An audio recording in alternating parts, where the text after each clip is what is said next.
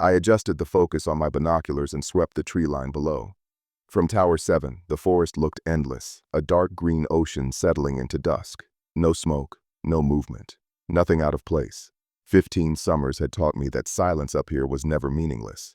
When the forest goes quiet, it is usually listening. The radio on my desk crackled without warning. Tower 7, this is Tower 12. Radio check. Over. I set down the binoculars and reached for the handheld receiver. The voice belonged to Earl Hutchins, a man who had been watching these woods longer than anyone else in the service. 32 years in the towers, they said. His voice was the same as it always was, low, unhurried, like a man who had seen enough to know that panic never helped anything. Tower 12, this is Tower 7. I read you clear. All quiet on my end. Over. There was a pause.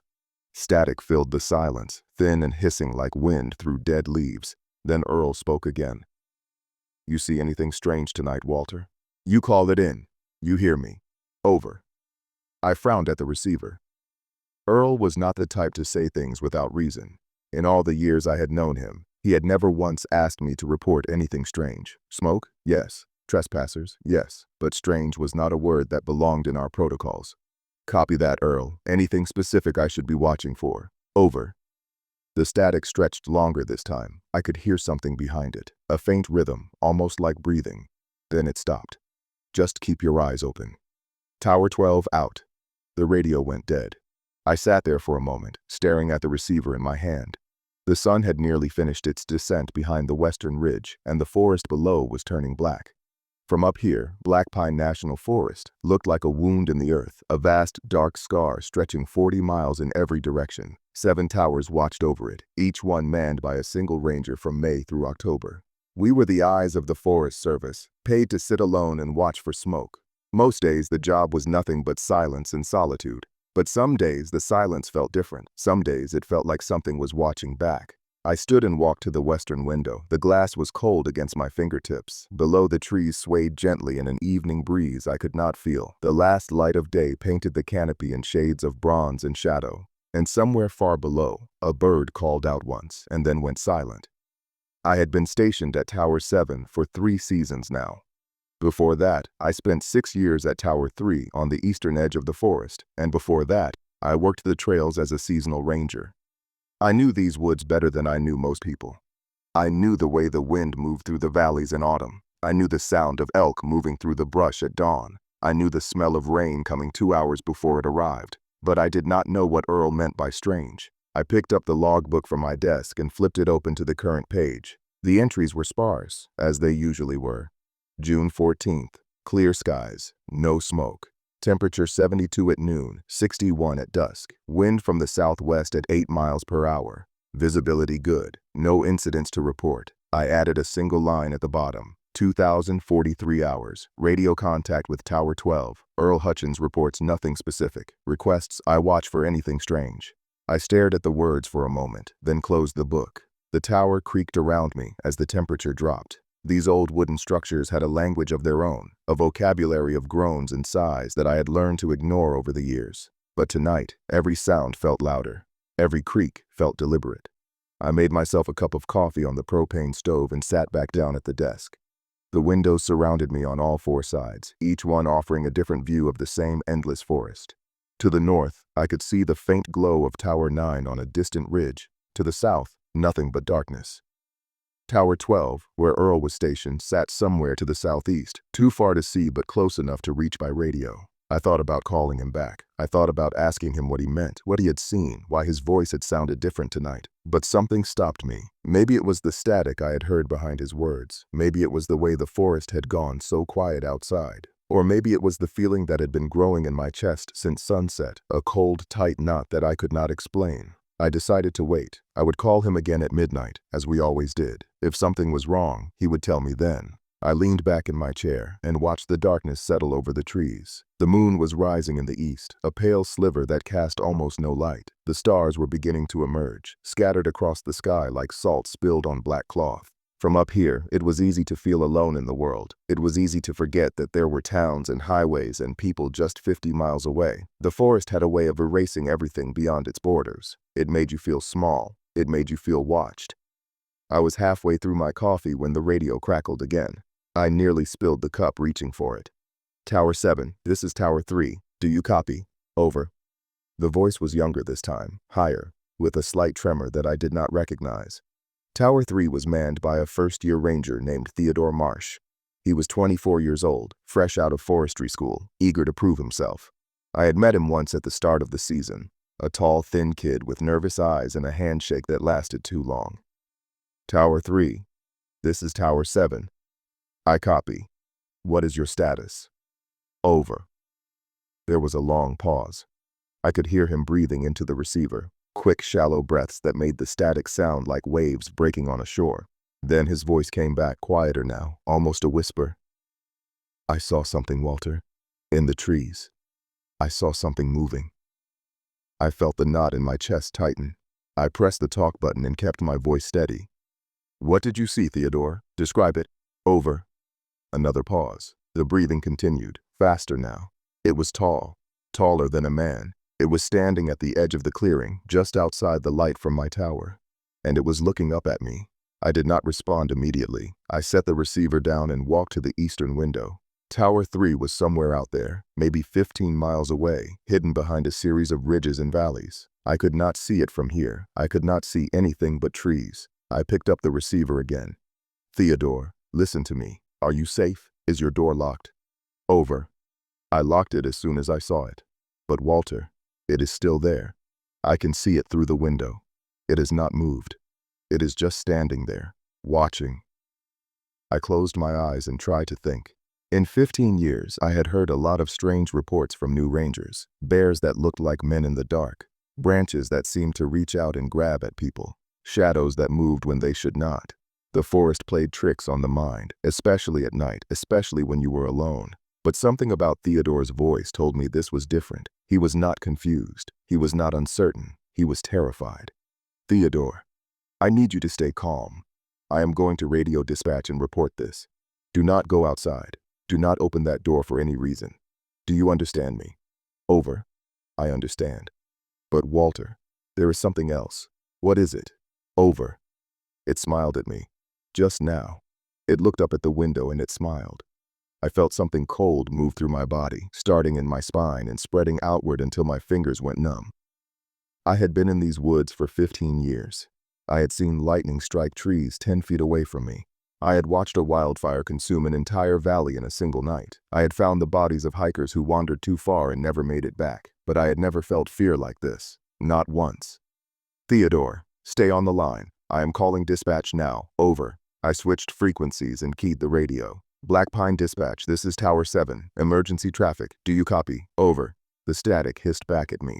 I waited 10 seconds and tried again. Black Pine Dispatch, this is Tower 7. I have a ranger in distress at Tower 3, requesting immediate assistance. Do you copy? Over. Nothing, just static. I tried a third time, then a fourth. The frequency was dead. I switched back to the tower channel. Tower 3, this is Tower 7. Theodore, do you copy? Over. The radio was silent. Theodore, answer me. Over. Still nothing. I stood there in the dark, the receiver pressed against my ear, listening to the empty hiss of a frequency that should have been alive with voices. Then, very faintly, I heard something. It was not static. It was not Theodore. It was laughter. Low, hollow, distant laughter that seemed to come from somewhere deep inside the radio itself. Then the frequency went dead. I did not sleep that night. I sat at my desk with every light in the tower burning and my eyes fixed on the tree line below. The laughter I had heard could have been interference. It could have been a crossed signal from a distant station. It could have been my imagination filling the silence with something worse than silence. But I did not believe any of that. I believed that something was wrong. I believed that something was out there. And I believed that Theodore Marsh was in danger. At first light, I tried the radio again. Tower 3, this is Tower 7. Theodore, if you can hear me, please respond. Over. Static. Black Pine Dispatch, this is Tower 7. Requesting status on Tower 3. Over. Nothing. I cycled through every frequency I knew, calling out to every tower in the network, listening for any sign of life. Tower 12 did not answer. Tower 9 did not answer. Tower 5, Tower 2, Tower 11. All silent.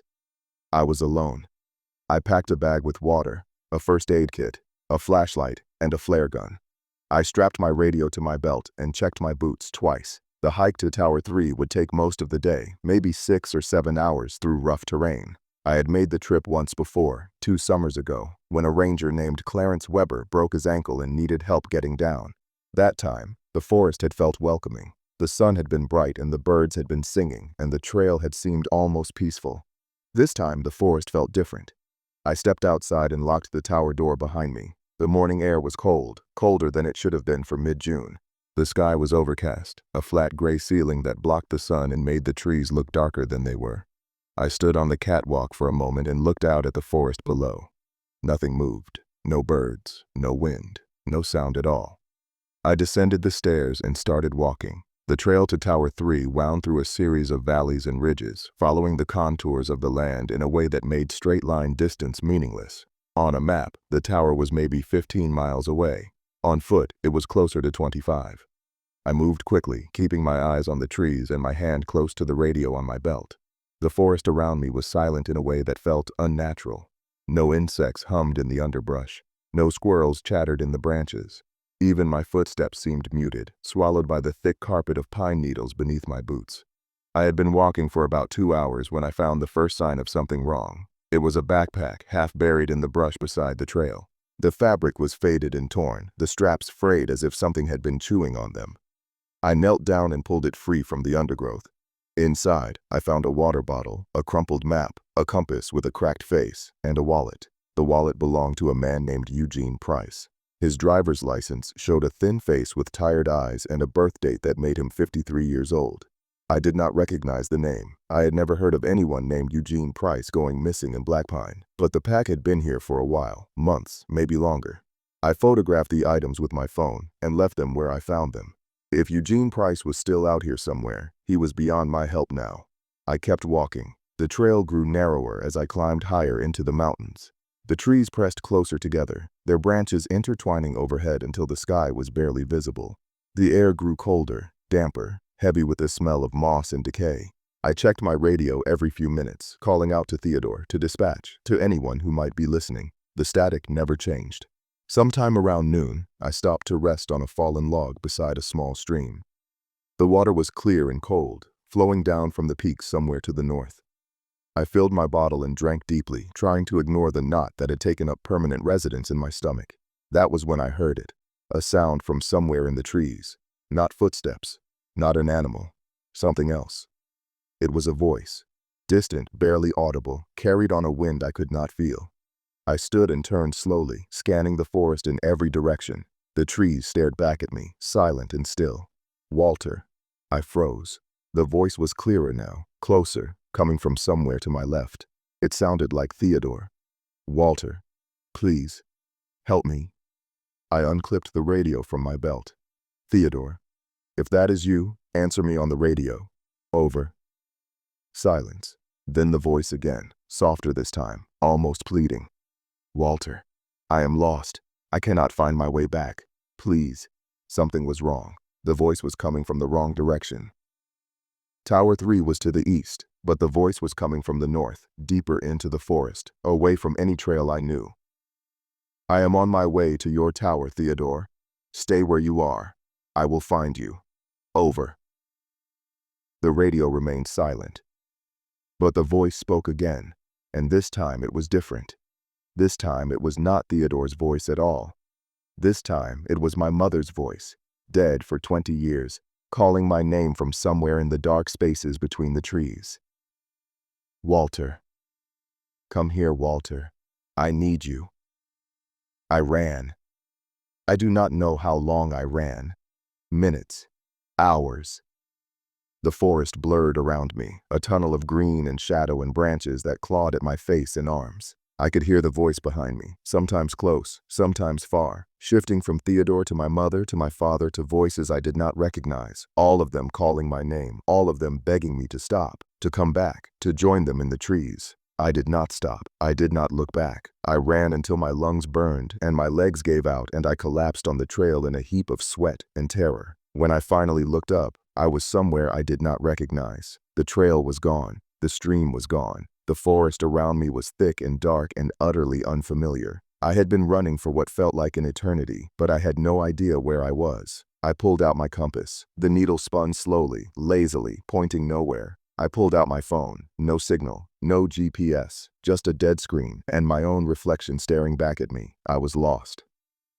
I sat there for a long time, trying to slow my breathing, trying to make sense of what had just happened. The voice had sounded so real, so familiar. It had known my name. It had known my mother's voice. It had known things that no one could know. I thought about Earl's warning from the night before. You see anything strange tonight, Walter? You call it in. I laughed then, a short, bitter sound that echoed through the silent trees. Earl had known. He had known something was coming, and he had tried to warn me, but warn me about what?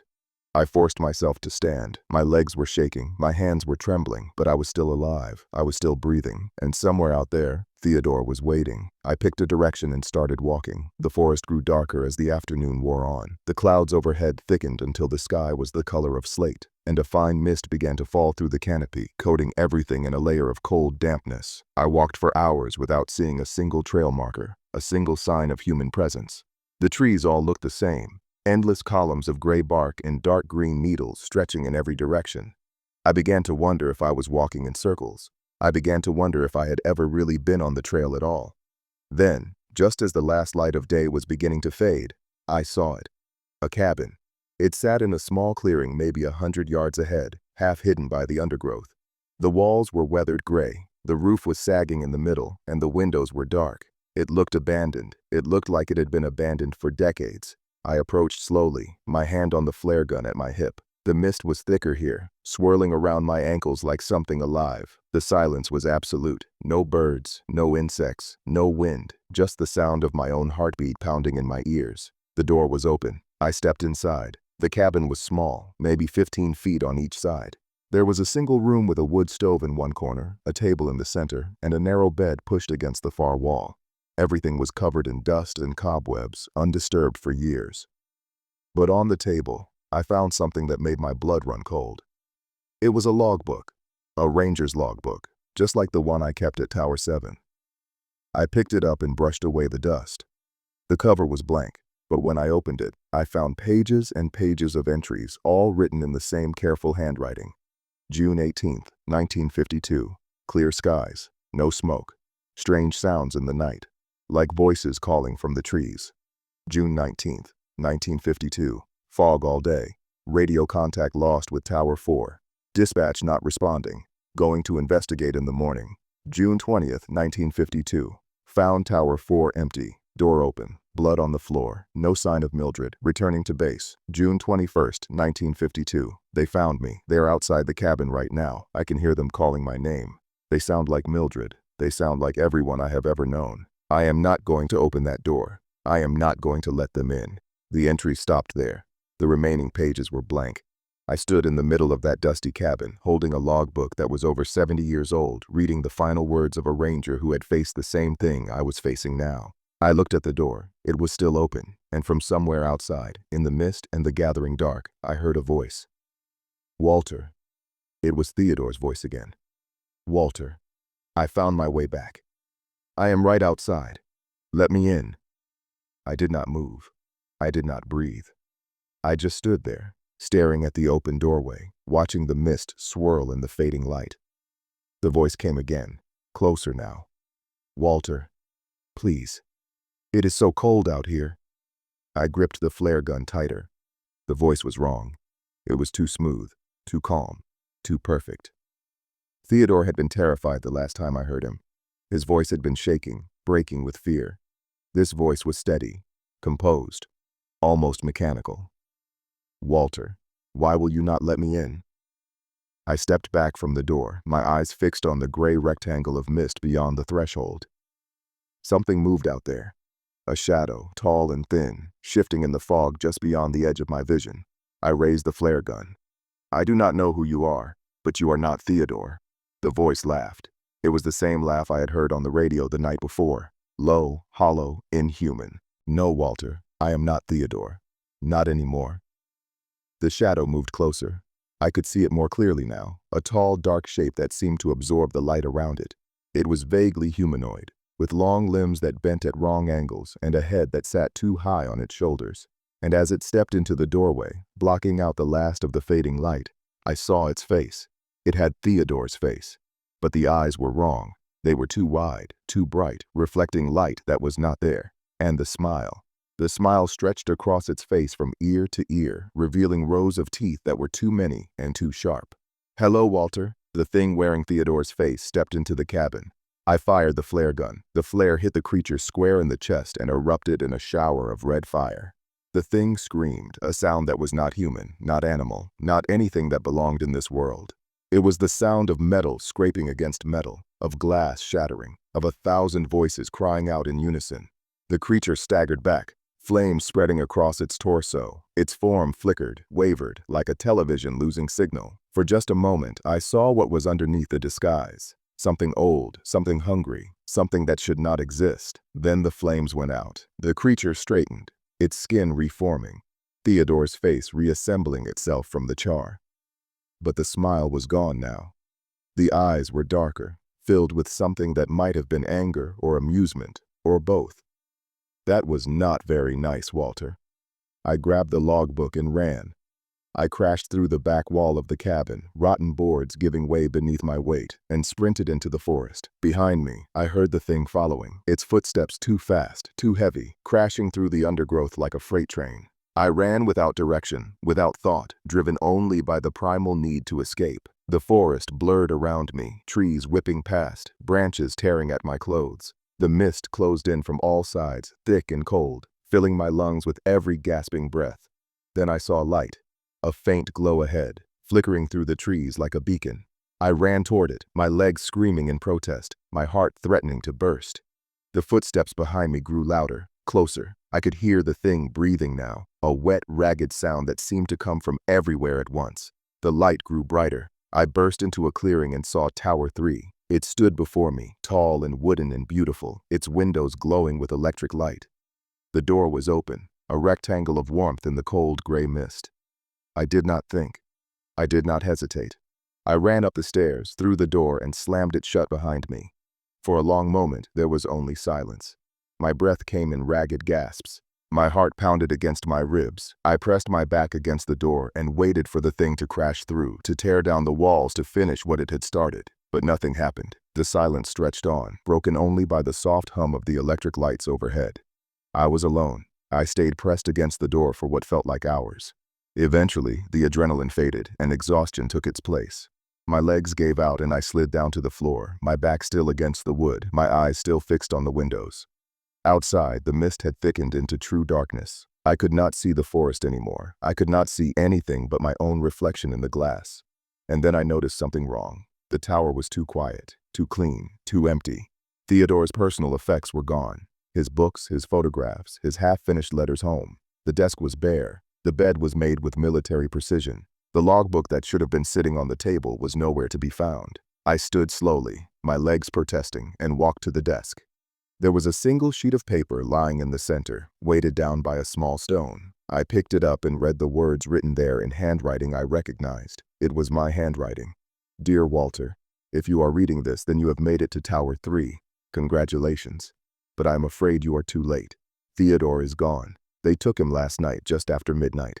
I heard him screaming on the radio. I heard the things pretending to be his mother, his father, his brother. I heard them calling his name until he could not resist anymore, until he opened the door. I am sorry I could not save him. I am sorry I could not warn you sooner. But you need to understand something, Walter. These things have been here longer than us, longer than the Forest Service, longer than the forest itself. They were here when the first rangers built the first towers. They were here when the natives walked these valleys.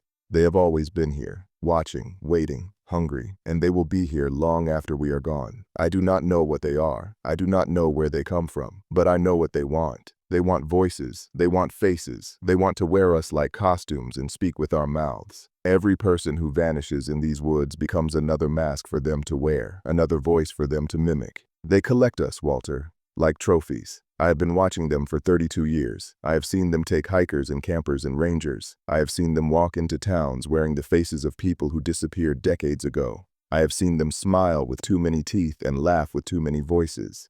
And I have kept quiet because I knew no one would believe me. But now they are getting bolder.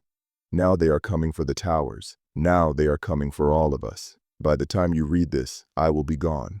I am going to do what should have been done years ago. I am going to find their nest. I am going to find where they take the bodies, where they store the voices, where they keep all the masks, and I am going to burn it to the ground. If I do not come back, tell my wife I love her. Tell my daughters I am sorry I was never there. Tell them I died trying to make these woods safe again. And Walter, whatever you do not trust the voices. Do not trust the faces. Do not trust anything that comes to your door after dark. Stay in the tower, keep the lights on, and pray that I succeed. Your friend, Earl. I read the letter 3 times. Then I folded it carefully and put it in my pocket. Earl was gone. Theodore was gone. I was alone in a tower that was not mine, in a forest full of things that wore human faces, with no radio contact and no way out. I walked to the window and looked out at the darkness. The mist was still there, pressing against the glass like something alive.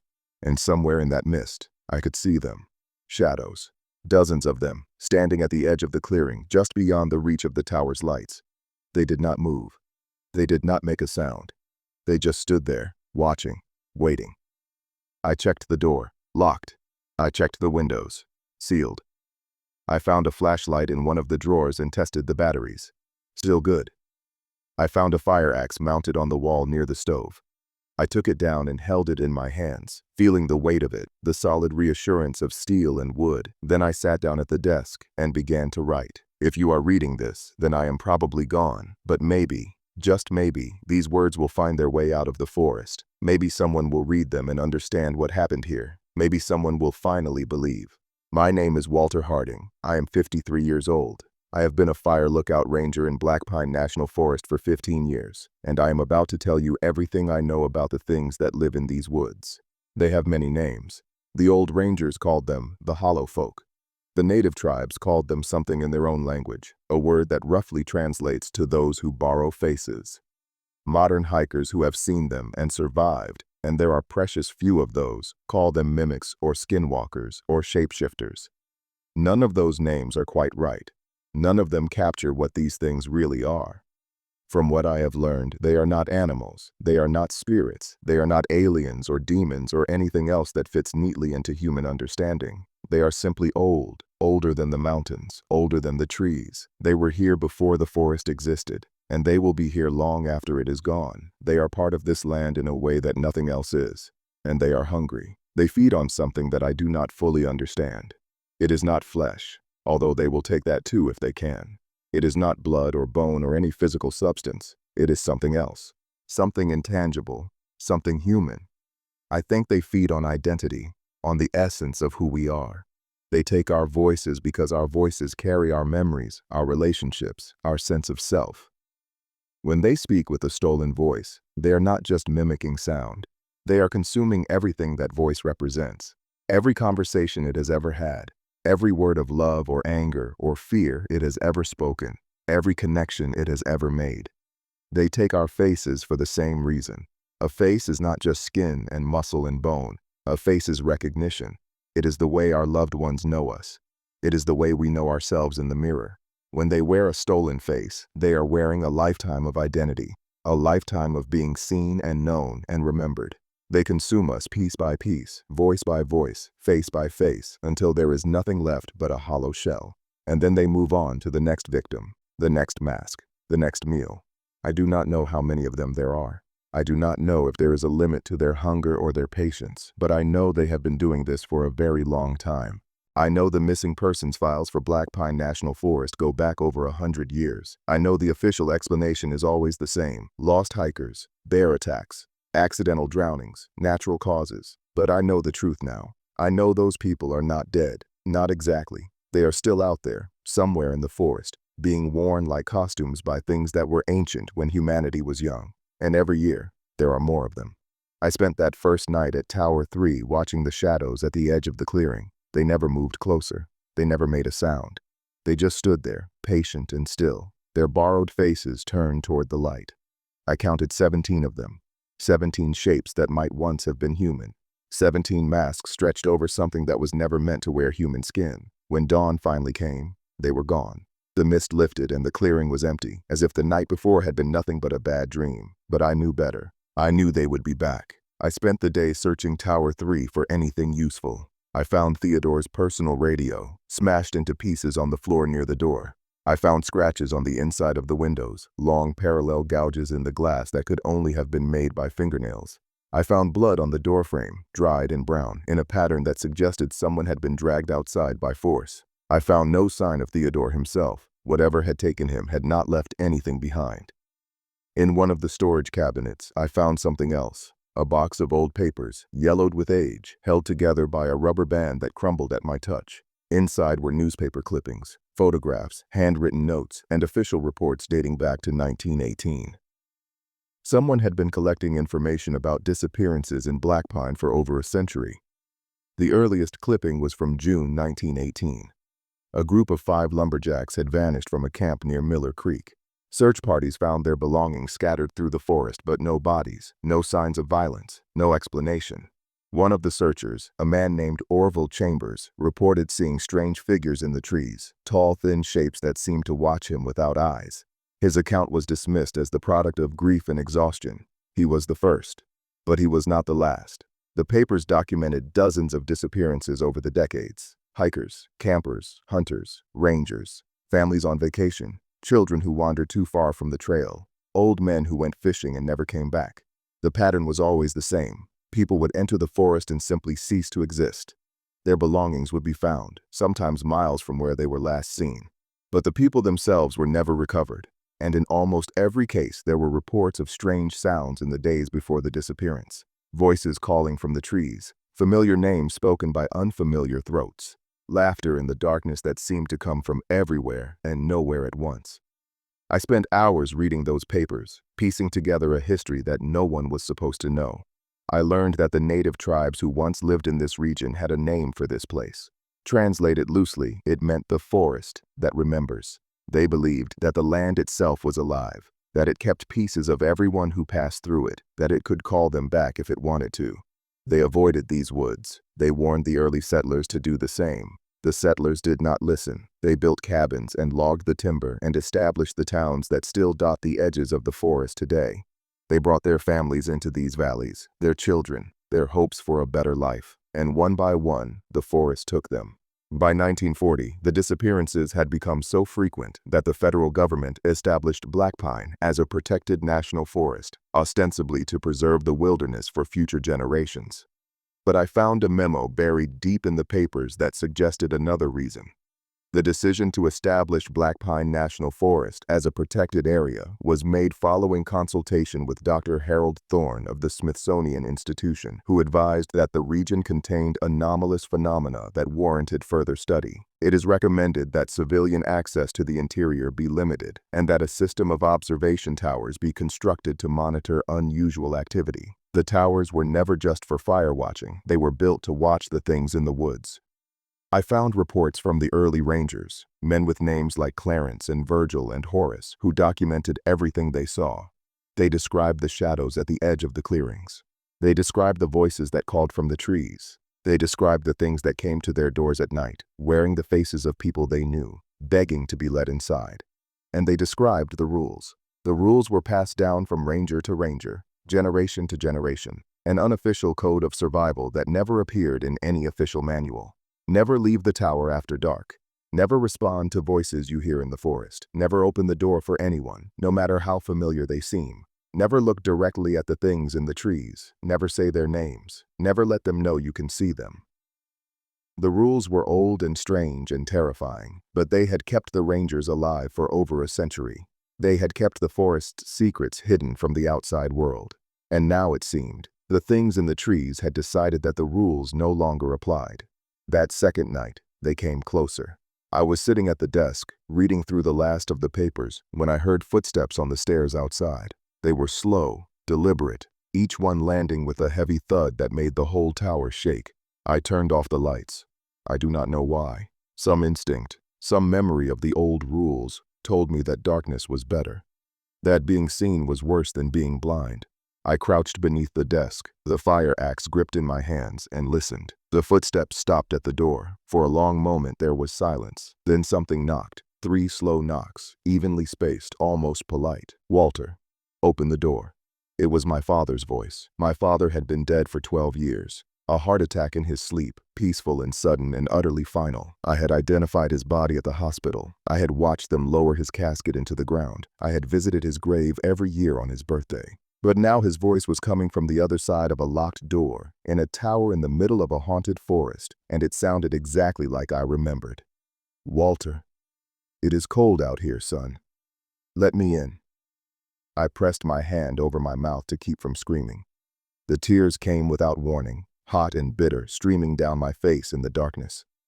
Every part of me wanted to open that door. Every part of me wanted to believe, just for a moment, that my father was really there. But I knew the truth. I knew what was really standing on the other side of that wood, and I stayed silent. The knocking continued for hours. The voice changed again and again, cycling through everyone I had ever loved. My mother, my sister, my ex-wife, my childhood best friend who had died in a car accident at 19. They all came to the door that night.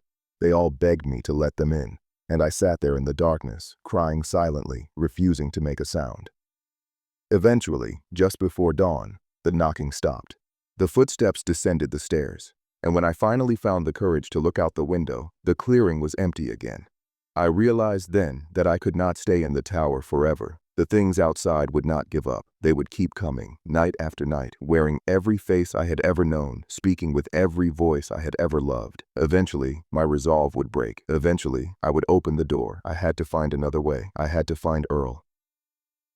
The next morning, I packed everything I could carry: food, water, the fire axe, the flashlight, a compass that still did not work, and the box of old papers. I also took something else I had found in the storage cabinet. A map. It was hand-drawn, faded with age, covered in notes and symbols that I did not fully understand. But in the center, circled 3 times in red ink, was a location about 10 miles to the north. Someone had written a single word next to it: nest. Earl had said he was going to find their nest. He had said he was going to burn it to the ground. If there was any chance he was still alive, any chance at all, that was where I would find him. I left Tower 3 at first light and headed north. The forest was different during the day. The mist was gone, the sun was shining through the canopy, and the birds were actually singing for the first time in days. It almost felt normal, almost safe. But I knew better than to trust it. I kept my eyes on the trees, watching for movement, listening for voices. The old papers had said that the things in the forest rarely appeared during the day.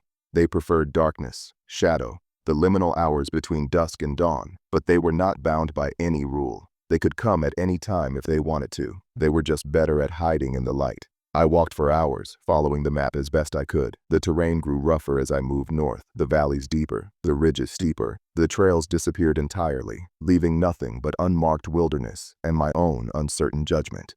By noon, I was exhausted. My legs ached, my back was screaming, and I had drunk most of my water. I stopped in a small clearing to rest, leaning against a fallen log and staring up at the canopy overhead. That was when I heard it. A voice. Not calling my name this time, not trying to lure me anywhere, just talking. Quietly, calmly, like someone having a conversation with an invisible companion.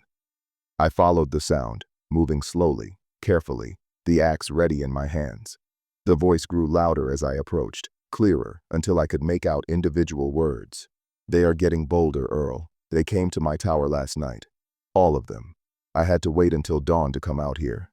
I crept through the underbrush until I could see the source of the voice. It was a man. He was sitting on a rock in the middle of a small stream, his back to me, talking into a radio that crackled with static. He was wearing a ranger uniform, faded and torn, covered in dirt and what looked like dried blood. And as I watched, he turned to look directly at me. "Hello, Walter. I have been waiting for you." It was Earl. His face was pale and gaunt, his eyes sunken deep into their sockets. He looked like he had not slept in days, had not eaten in longer. But he was alive. He was real, or at least, I hoped he was. I did not move. I did not lower the axe. "How do I know you are really you, Earl? How do I know you are not one of them?" Earl laughed. It was a tired sound, hollow and thin, but unmistakably human. "Good question, Walter. Smart question. I guess you do not know for sure, but I am going to tell you something that only I would know, and you can decide for yourself." He paused, staring at me with those hollow eyes. 3 summers ago, you came to my Tower 9 during the worst storm of the season. Lightning was striking everywhere, the fire danger was critical, and you could not make it back to Tower 7 before dark. You stayed with me that night, and at about 2 in the morning, you told me something you had never told anyone else. You told me why you really became a ranger. You told me you were running away from something. You told me you had seen your wife in the arms of another man, and you had walked out of your house and kept walking until you ended up here. And you said that these woods had saved you, even as they had broken you, because at least out here, you did not have to pretend anymore. I stared at him. The axe trembled in my hands. He was right. I had said all of that, in the middle of a thunderstorm, to a man I barely knew, because I could not keep it inside anymore, and I had never told anyone else, not a single soul. You are Earl. You are really Earl. He smiled, but there was no joy in it. I am what is left of him. Come on, Walter, we have work to do. Earl led me deeper into the forest, following paths that were not paths, navigating by landmarks that only he could see. He moved with purpose, with certainty, like a man who had spent his entire life preparing for this moment. As we walked, he told me everything. He told me he had first seen them in 1994, his second summer in the towers, a shape at the edge of the clearing, a face in the trees. He had reported it to dispatch, and they had told him it was nothing. Stress, isolation, the normal hallucinations of a mind too long alone. He had believed them. He had told himself it was nothing, but the sightings continued. Year after year, season after season, he saw more of them. He began to notice the patterns, the way they gathered before a disappearance, the way the forest went quiet when they were near, the way the radios would fill with static when they were close. He started keeping records, dates, times, locations, descriptions. He collected every scrap of information he could find, every old newspaper clipping, every half-remembered story from the locals. He built a picture of something that no one else wanted to see. And then, 3 years ago, he found the nest. It was an accident. He had been tracking a group of hikers who had gone missing near Miller Creek, following their trail deep into the backcountry. He had walked for days, sleeping in caves and eating whatever he could forage, until he reached a place that should not have existed. A valley, hidden between 2 ridges, invisible from the air, unknown to any map. A place where the trees grew wrong, their branches twisted into shapes that hurt to look at. A place where the ground was soft and black, covered in something that might have been moss, or might have been something else entirely. A place where the air itself felt heavy, thick, like breathing through cloth. And in the center of that valley, he saw them. Hundreds of them. Standing in perfect rows, motionless, silent, each one wearing a different face. He recognized some of them, hikers who had vanished years ago, rangers who had disappeared before his time, children whose photographs he had seen on missing posters in town, all of them standing there, blank-eyed, swaying slightly in a wind that did not exist. And at the center of them all, he saw something else, something enormous, something that was not wearing any face at all. He had run then. Faster than he had ever run in his life. He had not stopped until he reached his tower, and then he had locked himself inside and not come out for 3 days. But he had gone back. Again and again over the past 3 years, he had returned to that valley, watching, studying, planning. He had learned that the big one, the thing at the center, was the source. The others were just extensions of it, puppets connected by invisible strings. If he could destroy the source, he believed, the rest would fall apart. The masks would be released, the voices would stop, the forest would be free. He had tried twice already. Both times he had failed. Both times he had barely escaped with his life, but he had learned from his failures. And now, with my help, he believed he could finally succeed. The valley was exactly as he had described it. We reached the edge of it just as the sun was beginning to set, and I knew immediately that we were in a place that did not belong to the world I knew. The trees were wrong. Their trunks curved and twisted, their branches reaching toward the ground instead of the sky. Their bark was black, slick, glistening like oil. Their leaves, if they could be called leaves, hung motionless in the still air, pale and thin as paper. The ground beneath our feet was soft and yielding, covered in a carpet of something that squelched wetly with every step. It was not moss. It was not mud. It was something else, something organic, something that seemed to pulse faintly beneath the surface, and the smell. The smell was indescribable, sweet and rotten, like fruit left too long in the sun, cloying and thick, coating the inside of my mouth and throat with every breath. I wanted to turn back. Every instinct I had screamed at me to run, to get as far away from this place as possible, to never look back. But Earl kept walking, and I followed. We descended into the valley as the last light of day faded from the sky. The darkness that fell was not like any darkness I had ever known. It was total, absolute. A void that swallowed everything. I could not see Earl, even though he was walking just ahead of me. I could not see my own hands in front of my face, but I could hear them. The sounds came from everywhere and nowhere, whispering, murmuring, 1,000 voices speaking in 1,000 languages, overlapping and intertwining until the words lost all meaning. And beneath it all, a rhythm, a pulse, a heartbeat that shook the ground beneath my feet. "Stay close," Earl said.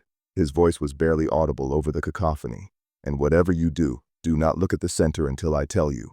I followed his voice, stumbling through the darkness, my hands gripping the axe so tightly that my knuckles ached. The whispering grew louder as we moved deeper into the valley. I began to hear words I recognized, names, places, fragments of conversations I had forgotten I ever had.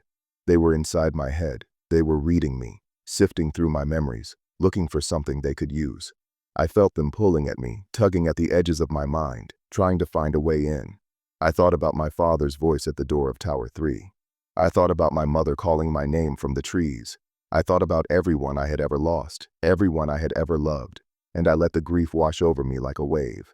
They wanted my pain. They fed on it, grew fat on it. But they could not take what I gave freely. They could not steal what I had already surrendered. The whispering faltered, just for a moment, a tiny hesitation, but enough. Enough to let me keep walking, enough to let me reach the center. Earl stopped. I felt him turn toward me in the darkness, felt his hand on my shoulder, firm and steady. "We are here," he said. "On my signal, light the flare, aim for the center, and then run. Do not stop. Do not look back. Just run."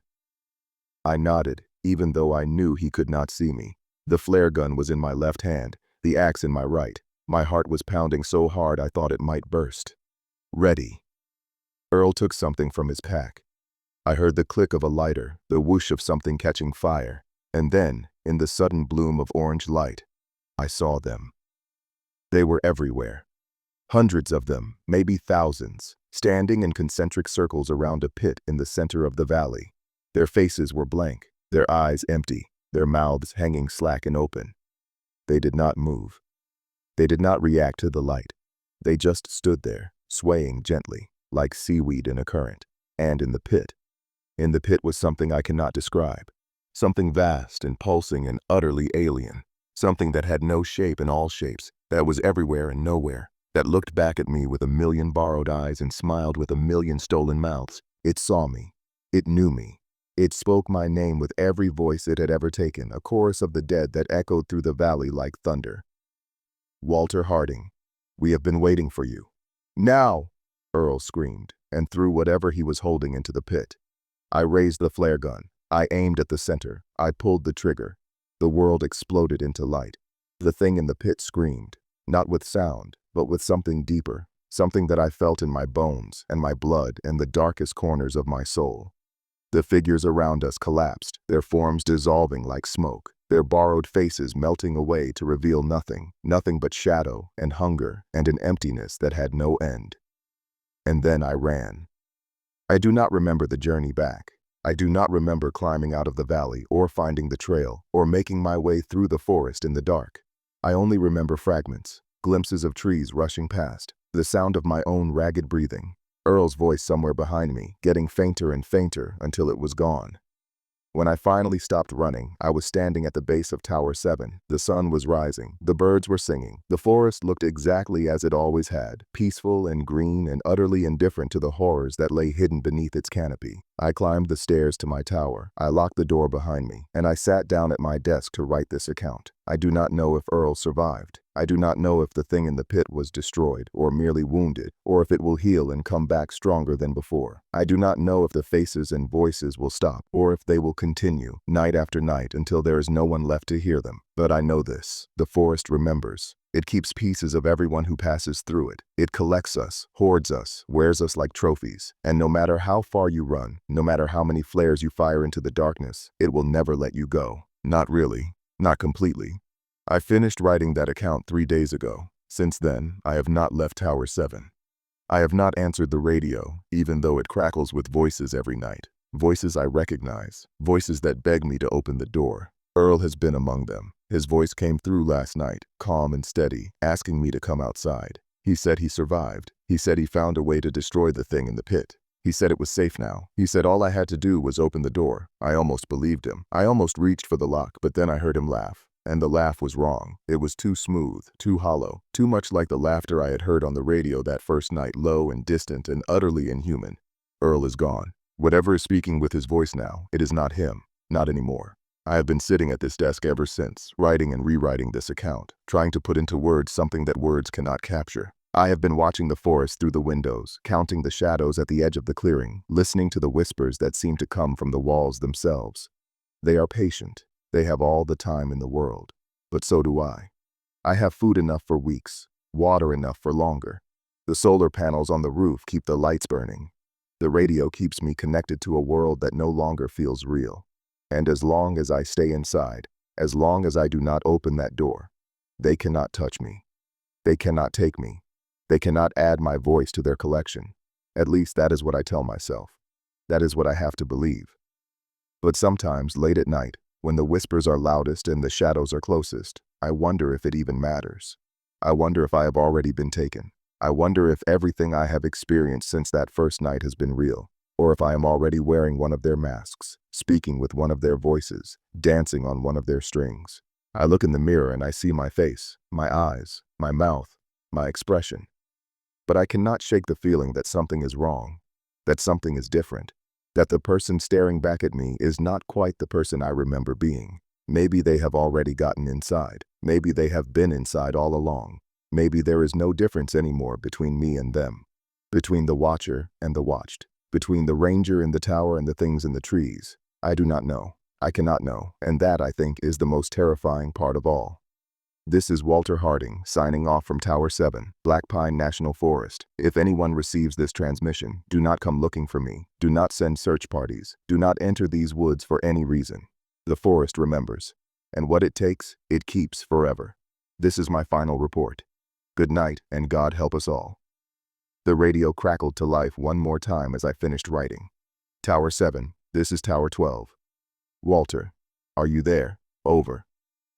I looked at the receiver for a long moment. Then I reached out and turned it off. The silence that followed was the deepest I had ever known. But somewhere out there, in the darkness beyond the windows, I could still hear them, waiting, watching, smiling with too many teeth. I turned back to my desk and began to write again.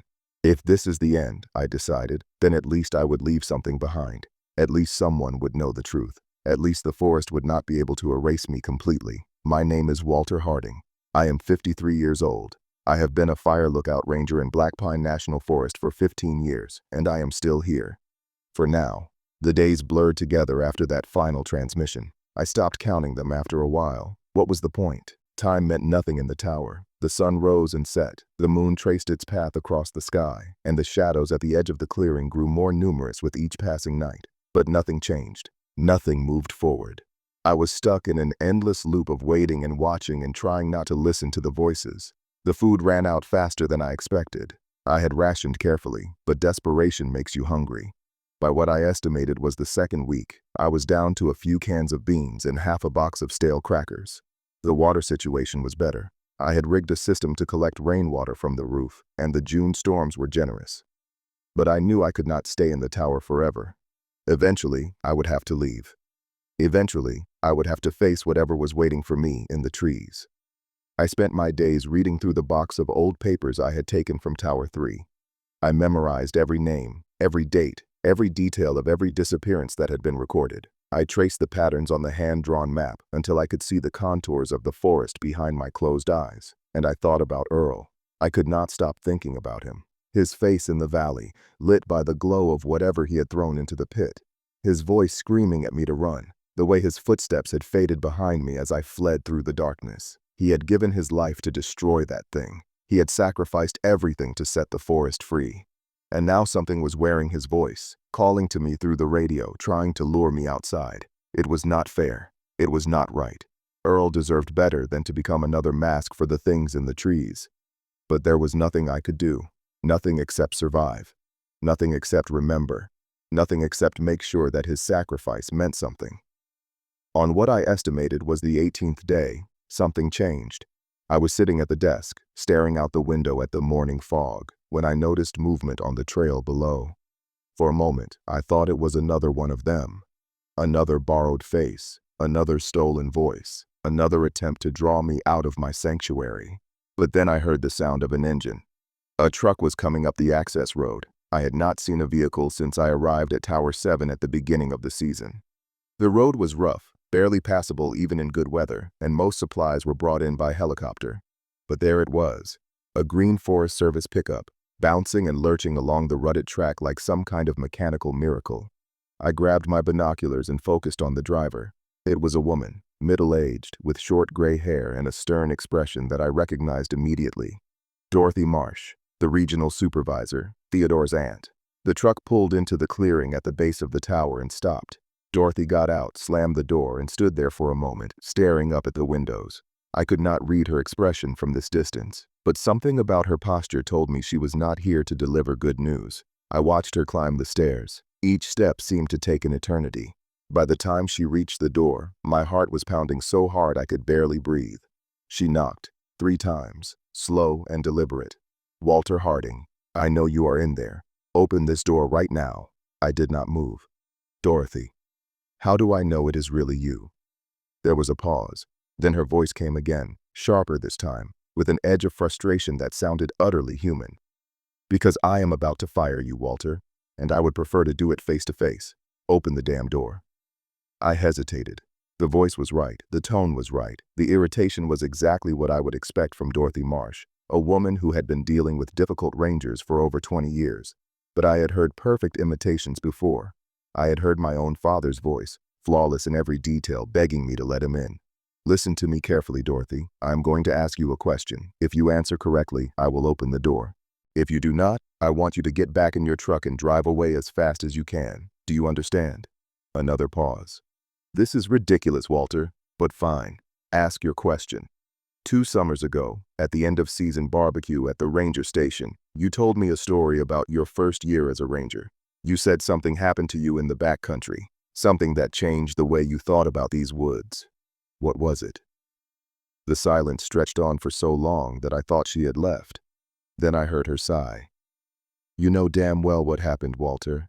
I got lost in the fog near Miller Creek, wandered for 3 days before I found my way out.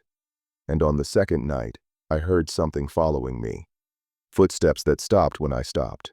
Breathing that matched my own. I never saw what it was, but I know it was there, and I know it let me go. It was her." I unlocked the door. Dorothy stepped inside, and I saw immediately that something was wrong. Her face was pale, her eyes were red-rimmed, and there were dark circles beneath them that spoke of sleepless nights and endless worry. She looked at me for a long moment, taking in my ragged appearance, my unwashed clothes, the wild look in my eyes. Then she closed the door behind her and sat down heavily in the chair beside the desk. "Theodore is dead." I felt the words hit me like a physical blow. I knew, of course I knew, but hearing it spoken aloud made it real in a way that nothing else had. "They found his body 3 days ago, or what was left of it, about 2 miles from Tower 3. The official cause of death is exposure. But I saw the photographs, Walter. I saw what was done to him. That was not exposure. That was not anything natural." I sat down across from her. I wanted to say something, offer some kind of comfort, but the words would not come. I just sat there, staring at the floor, feeling the weight of everything I had been through pressing down on my shoulders. Dorothy continued. "The search teams found something else near his body. A logbook. Your logbook, Walter. The one from Tower 7, with entries dated after the day you disappeared." I looked up at her. "What?"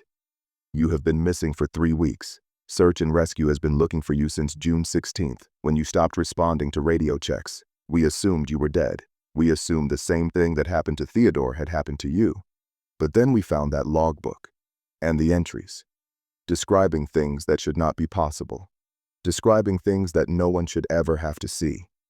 She reached into her jacket and pulled out a worn notebook. My notebook. The one I had been writing in since that first night at Tower 3. She set it on the desk between us.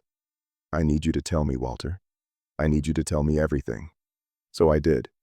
I told her about Earl's warning, about the radio going silent, about the voices in the forest and the thing wearing Theodore's face and the cabin with the 70-year-old logbook. I told her about the box of papers and the hand-drawn map and the valley where the things in the trees kept their collection. I told her about Earl's sacrifice, about the fire, about running through the darkness until I did not know which way was up or down. I told her everything. By the time I finished, the sun had moved across the sky and the shadows were beginning to lengthen outside. Dorothy sat in silence for a long moment, staring at the notebook in her hands. Then she looked up at me.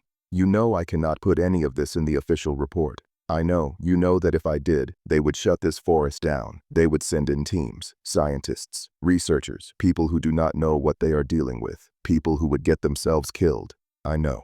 She closed her eyes. "What do you want me to do, Walter? What can I possibly do with this?" I thought about it for a moment. Then I answered, "Keep the towers manned. Train the new rangers, teach them the rules, make sure they know what to watch for, and when people go missing, do not waste resources on searches that will never find anything. Just remember them. That is all we can do. Remember them." Dorothy nodded slowly. She tucked the notebook back into her jacket and stood. "I am putting you on indefinite medical leave. You are not to return to active duty until you have been cleared by a psychiatrist. And even then." She trailed off, shaking her head. "I do not know, Walter. I do not know if anyone should be in these towers anymore. Maybe it is time to let the forest have them." I shook my head. "No, the towers are important.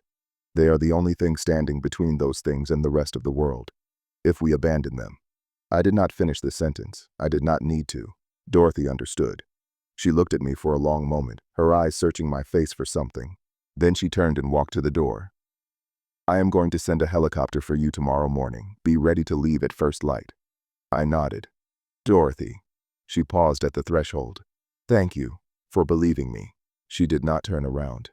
"I do not know if I believe you, Walter, but I believe that something happened out there, something that cannot be explained, and I believe that you survived it. That is enough for me." She left. I watched her truck disappear down the access road, and then I was alone again. Just me and the forest and the silence that was not quite silence. That night, the voices came back. They called to me from the darkness beyond the windows, a chorus of the dead and the taken and the forgotten. They used every voice I had ever known, every face I had ever loved. They promised me peace. They promised me rest. They promised that if I just opened the door, everything would be over. I did not listen. I sat at my desk and I wrote. I wrote about Theodore, who had been too young and too brave and too alone. I wrote about Earl, who had given everything to protect a forest that did not deserve his sacrifice. I wrote about all the names in the old logbooks, all the people who had vanished into these woods over the past century. I wrote their names because someone had to. I wrote them because the forest wanted to erase them. I wrote them because as long as someone remembered, they were not truly gone. The helicopter came at dawn. I gathered my few belongings and climbed aboard without looking back. As we rose above the canopy, I looked down at Tower 7, standing alone in its clearing, surrounded by an ocean of green. It looked so small from up here, so fragile, so temporary. But it was still there, still watching, still keeping the darkness at bay. And somewhere in the trees below, I knew, the things were watching too, waiting, patient, eternal. I closed my eyes and let the helicopter carry me away. But even now, months later, sitting in my apartment in a city hundreds of miles from Blackpine, I can still hear them. Late at night, when the world is quiet and the darkness presses against my windows, I hear the whisper of voices. Familiar voices, beloved voices, voices of people who are gone forever but somehow still out there, still calling my name, still asking me to come back. I will not go back. I tell myself that every day. I will not go back. But the forest remembers. And what it takes, it keeps forever. I know that now. I know that some part of me is still there, in those dark valleys and twisted trees, in the nest where the ancient thing sleeps and dreams and waits. Some part of me will always be there, and someday it will call me home. This is Walter Harding, former Fire Lookout Ranger, Blackpine National Forest. This is my final report. Good night, and God help us all. It has been 6 months since I left the forest. 6 months since I sat in that tower, listening to the voices of the dead, watching the shadows gather at the edge of the light. 6 months since I saw the thing in the pit, felt its eyes on me, heard it speak my name with 1,000 borrowed mouths. I am supposed to be getting better. The therapist says I am making progress. She says the nightmares are a normal response to trauma. She says the paranoia will fade with time. She says I need to focus on the present, on rebuilding my life, on moving forward. She does not know what I know. She does not understand that some things cannot be left behind. I have tried to live a normal life. I have an apartment now, a small one-bedroom on the third floor of a building in the middle of the city. I have a job at a hardware store, stocking shelves and helping customers find the right size screws. I have a routine. Wake up, eat breakfast, go to work, come home, try to sleep. It should feel safe. It should feel comfortable. But every night, just as the sun goes down, I feel the pull.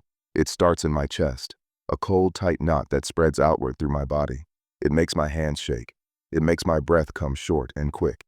It makes me look at the windows, searching for shadows that are not there. And sometimes, late at night, I hear the voices. They are faint here, in the city, muffled by the noise of traffic and the hum of electricity and the general chaos of urban life. But they are still there, whispering, calling, waiting. I have tried everything to make them stop. White noise machines, earplugs, medication that is supposed to help me sleep. Nothing works. The voices always find a way through. They adapt, they evolve, they learn the rhythms of my new life and slip into the cracks between the sounds of the city. Last week, I heard my mother's voice on the subway. It was coming from the end of the car, faint and distant, barely audible over the screech of the wheels on the tracks. She was calling my name, asking me to come back, telling me she missed me.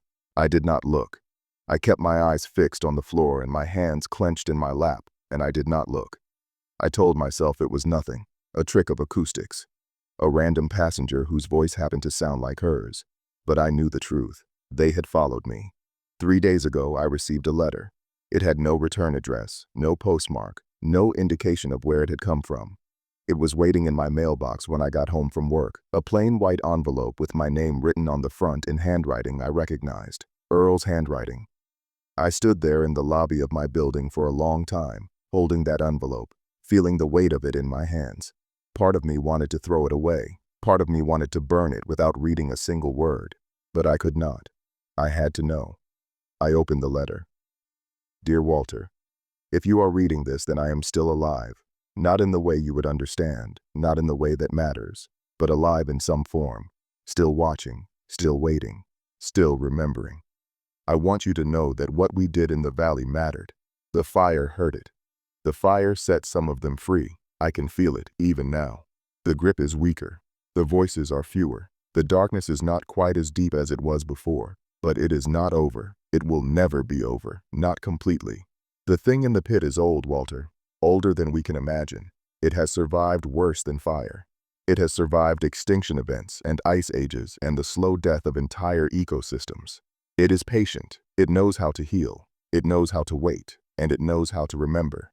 You cannot escape it. Not really. Not ever. Some part of you belongs to it now, just as some part of me does, just as some part of everyone who has ever entered that forest does. We are connected to it, bound to it, part of its collection, even if we are still walking and breathing and pretending to be free. But that does not mean we have to give in. That does not mean we have to stop fighting. The rules still work, Walter. The old rules, the ones the Rangers passed down for generations. Stay in the light. Do not listen to the voices. Do not open the door. Do not let them in. As long as you follow the rules, they cannot take you completely. As long as you remember who you are, they cannot wear your face. I am still out here, still watching, still keeping the darkness at bay in whatever way I can. And I need you to do the same. Keep telling the story, Walter. Keep writing it down. Keep making sure that someone remembers. Because as long as the story survives, the truth survives. And as long as the truth survives, there is hope. I will see you again someday. Maybe not in this life. Maybe not in any form you would recognize. But I will see you. In the forest. In the darkness. In the space between the trees where the shadows gather and the voices whisper and the ancient thing dreams its endless dreams. Until then, stay strong. Stay vigilant. Stay alive. Your friend, Earl. I read the letter 3 times. Then I folded it carefully and put it in my pocket, next to the photograph of my parents and the compass that still does not point north. I do not know how the letter found me. I do not know if Earl really wrote it, or if something else is using his voice, his words, his memories. I do not know if the hope it offers is real or just another form of the trap. But I have decided to believe. I have decided to keep fighting. I have decided to keep telling the story, writing it down, making sure that someone remembers. Because that is all any of us can do. Remember, survive, and never, ever open the door. My name is Walter Harding. I am 54 years old. I was a fire lookout ranger in Black Pine National Forest for 15 years. I have seen things that should not exist. I have heard voices of people who are no longer alive. I have stood at the edge of something vast and hungry and utterly inhuman, and I have walked away. But walking away is not the same as escaping. I know that now. Some things follow you. Some things never let go. The forest remembers, and so do I. If you are reading this, then you have made it to the end. You have heard the story. You know the truth. And now, you are part of it too. Be careful. The voices know your name now. They are listening. They are waiting. And someday, when you least expect it, you will hear them calling. Maybe it will be a loved one who died years ago. Maybe it will be a friend you lost touch with. Maybe it will be your own voice, coming from somewhere just outside your window, asking you to open the door. When that happens, remember the rules. Stay in the light. Do not listen to the voices. Do not open the door. Do not let them in. And whatever you do, never go into the forest alone. This is Walter Harding, signing off, for now. The story should have ended there. That is what I wanted. A clean ending, a final word, a way to close the book and walk away. But the forest does not care about endings. The forest does not care about what I want. And now, something is happening that I cannot ignore. It started 3 days ago. I was lying in bed, trying to sleep, when I heard a sound from outside my window. A soft tapping, rhythmic, patient, like someone knocking on glass. I told myself it was nothing. A bird, a branch, the wind. But the sound continued, night after night, always at the same time, always with the same gentle persistence. Last night, I finally looked. I pulled back the curtain and pressed my face against the cold glass, staring out into the darkness of the city street 3 stories below. And I saw them. Shadows, dozens of them, standing on the sidewalk beneath my window. They were looking up at me, their faces hidden in the darkness, their forms barely visible against the ambient glow of the streetlights. They did not move. They did not make a sound. They just stood there, watching, waiting, smiling with too many teeth. I dropped the curtain and backed away from the window. My hands were shaking. My heart was pounding. My breath was coming in short, ragged gasps. They had found me. They had followed me all the way from Black Pine, across hundreds of miles of highways and cities and farmland, and now they were here, outside my apartment, looking up at my window, waiting for me to open the door. I did not sleep that night. I sat in the corner of my bedroom, as far from the window as possible, with all the lights on and my back against the wall. I watched the curtain for any sign of movement, listened for any sound from outside, felt the cold presence of something ancient and hungry pressing against the barrier of my walls. They are still there. I can feel them, even now, as I write these words. They are standing outside my building, patient and eternal, watching my window with their borrowed eyes. They know I am here. They know I am alone. They know that eventually I will have to leave. And when I do, they will be waiting. I have called Dorothy. I have called the ranger station. I have called everyone I can think of who might understand what is happening. No one answers. The phone just rings and rings and rings, and then the line goes dead. I am alone, truly alone, in a way I have never been before. And the voices are getting louder. They are not just whispering anymore. They are speaking clearly, directly, calling my name from just outside the door. They are using voices I have never heard before, voices of people I have never met, voices that seem to come from everywhere and nowhere at once. Walter Harding. Open the door, Walter. It is time to come home. I am not going to open the door. I am not going to let them in. I am going to stay here, in this room, with all the lights on, writing these words for as long as I can. Because as long as I am writing, I am alive. As long as the story continues, I have not been taken. As long as someone is reading this, the truth survives. But I am tired. So tired. I have not slept in 3 days. My hands are shaking so badly I can barely hold the pen. My eyes keep drifting closed, and every time they do, I see the valley. I see the pit. I see the thing at the center, vast and formless and infinitely patient, waiting for me to come back. Maybe Earl was wrong. Maybe there is no escape. Maybe we were always part of its collection, from the very first moment we set foot in the forest. Maybe the only choice we ever had was how long we would fight before we finally gave in. I do not know anymore. I do not know anything anymore. Except this. If you are reading these words, then the story has survived. The truth has survived. And as long as that is true, there is hope. Remember the rules. Stay in the light. Do not listen to the voices. Do not open the door. Do not let them in. And please, remember my name. Walter Harding, Fire Lookout Ranger, Black Pine National Forest. I was here. I fought. I tried. And now I'm going to close my eyes. Just for a moment. Just long enough to rest. The lights are still on. The door is still locked. The voices are still calling. But I am so tired. So very tired. Maybe if I just... This is the end of Walter Harding's account. The following addendum was added by an unknown party and found alongside the original manuscript. We found the document on August 15th. It was sitting on the desk in Walter Harding's apartment, written in his handwriting, exactly as it appears here. The apartment was empty. The door was locked from the inside. The windows were closed and latched. There was no sign of forced entry, no sign of struggle, no sign of anything at all. Walter Harding was simply gone. We searched the building. We searched the surrounding streets. We searched everywhere we could think of. Nothing. He had vanished, just like all the others. Just like the names in the old logbooks. Just like everyone the forest has ever taken. We do not know what happened to him. We do not know where he went, but we know he was telling the truth. We have seen the logbooks. We have read the old reports. We have heard the voices in the trees, calling us by name, asking us to open the door.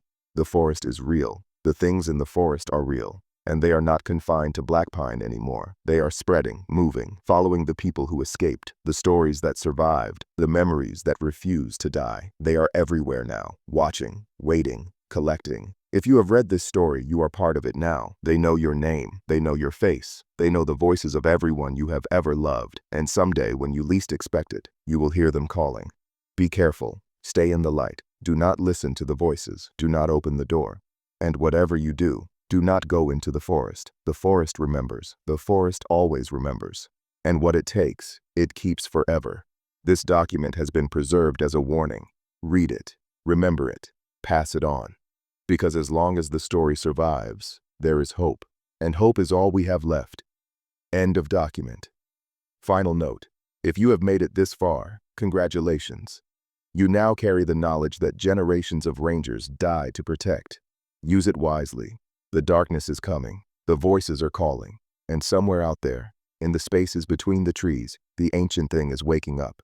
It knows you are listening, it knows you are afraid, and it is smiling, with too many teeth. Good luck, you will need it.